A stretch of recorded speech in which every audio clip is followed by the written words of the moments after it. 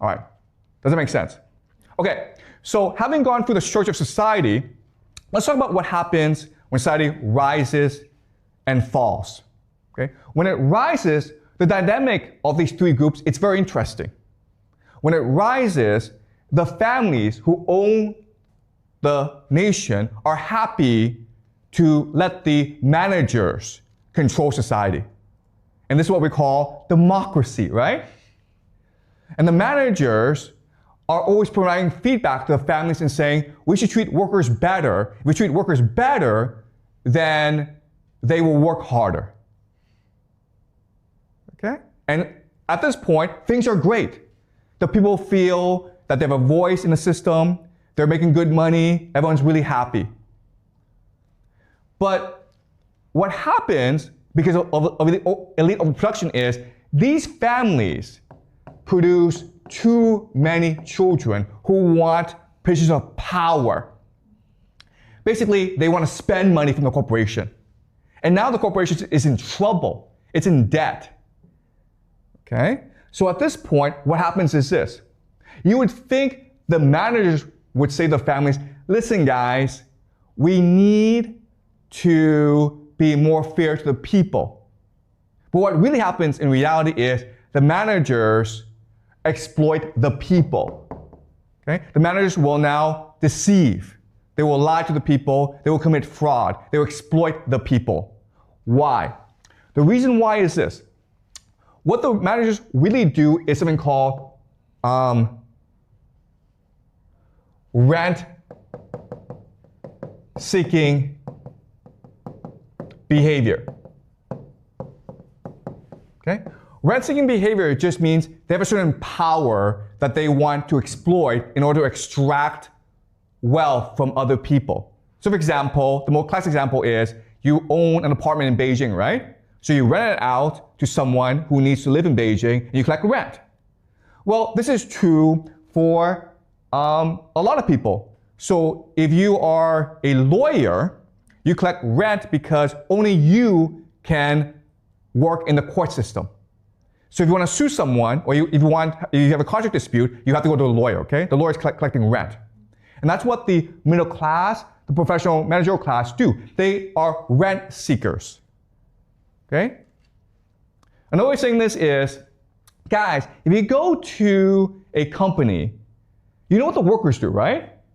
You know what the managers do? They really don't do that much, okay? And this is true for the middle class. Like, the managers, the middle class, live very nice lives. And so when the company's in trouble, the managers are like, well, I have a very nice life, I have a very nice job, but I don't really don't do anything, so I'll probably be the first to get fired.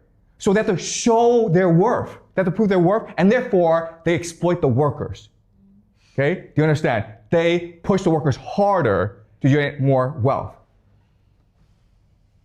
Right? So in the decline phase, this is not really a problem. But what happens over time is the conflict within the elite gets worse and worse. Elite overproduction. And what will eventually happen is they will form into factions that compete against each other for power.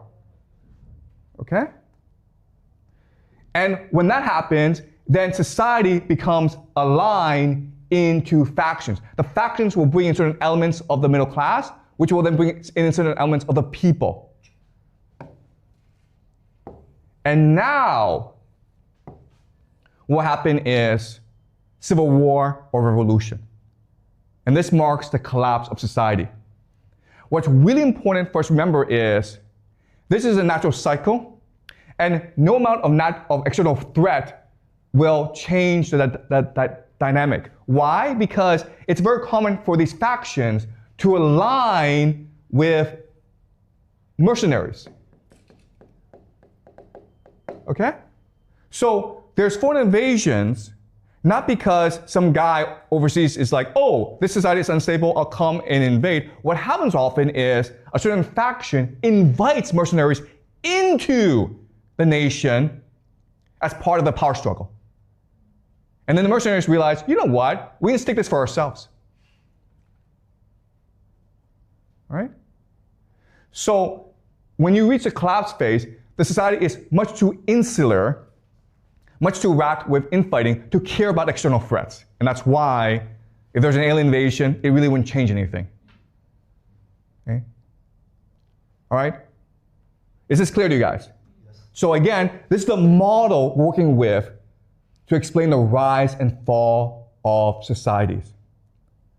At first, in this system, the elite families are willing to let the managerial class incentivize and motivate the workers to do their best.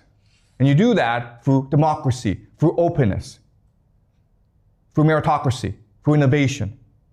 But over time, as these elite families have more and more children, and these children are engaged in rent-seeking behavior, they basically want to steal profits from the corporation. The corporation runs into trouble, and the managers are forced to coerce the people, which leads to greater conflict. And eventually, over time, the collapse happens when society breaks up into different factions, which leads to civil war or revolution or war. Okay, so that's a model we're working with. All right, any questions? Are you guys clear about this? Yeah. What if they just don't have that much children? Excuse me, what's the question? What if the elite families don't have that much children? Will this model still works? Oh, that's a great question. Okay. So what if families don't have that many children? Okay, that's a really interesting question. And the answer is, these families, first and foremost, want to have as many children as possible, right? Because how do you pass on your power? So maybe the middle class don't want to have that many children, but the elite will have a lot of children because they need to be able to pass on their power and privilege to their children.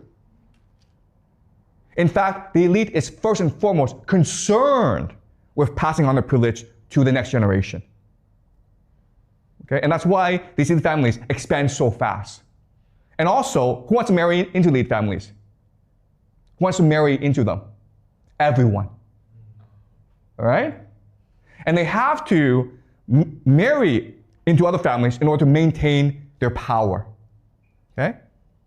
So having children in a marriage is a way for the elite to maintain their power. Okay? But that's a good question. Any more questions before I continue? Okay, so let us summarize what we've learned so far and discuss what is it that allows societies to rise and fall. So we'll look at three phases: the rise, the decline, and the collapse.